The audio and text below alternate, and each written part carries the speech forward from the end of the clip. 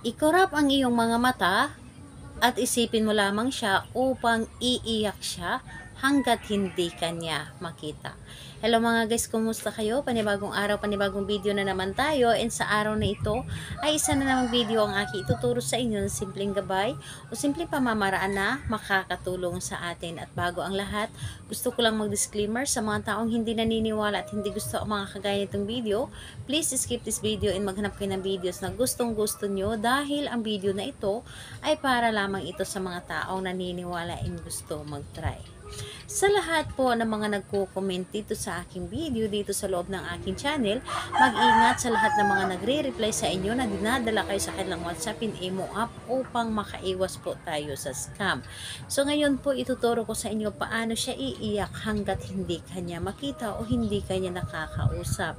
Lahat naman tayo, yung mga minamahal natin sa buhay, ay gusto natin na lagi tayong kontakin, lagi tayong kausapin at laging nasa tabi natin.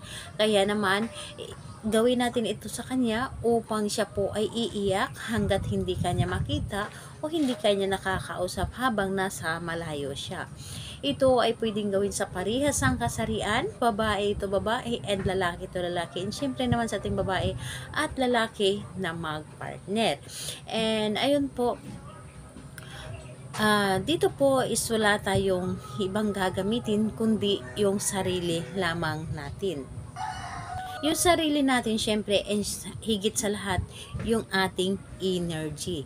So, ngayon po, kailangan mo lamang dito, i-claim sa iyong sarili, i-claim mo lamang sa iyong sarili na handa ka, at i-claim mo sa iyong sarili na higit sa lahat ay naniniwala ka and nagtiwala sa dapat mong gawin.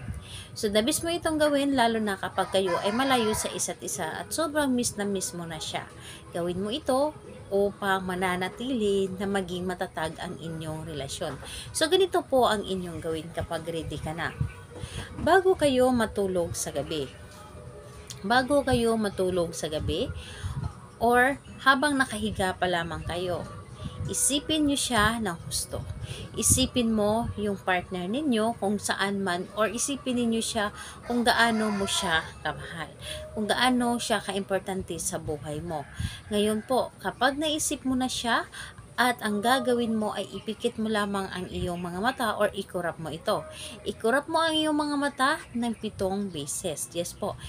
Habang kinukurap mo, halimbawa, ikurap mo ninyo ng 1 beses at sabihin po ninyo yung pangalan niya at apelyido. Tapos isunod mo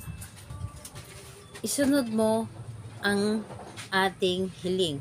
Halimbawa na lamang, pangalan, apelyido, iiyak ka hanggat hindi mo ako makikita o hindi mo ako makakausap. Again po, pangalawang kurap. Pagkatapos mong kumurap, isunod mo yung pangalan, apelyido, iiyak ka hanggat hindi mo ako makikita o hindi mo ako makakausap. So, yun lamang ang inyong gagawin. Napakadali at napakasimple lamang.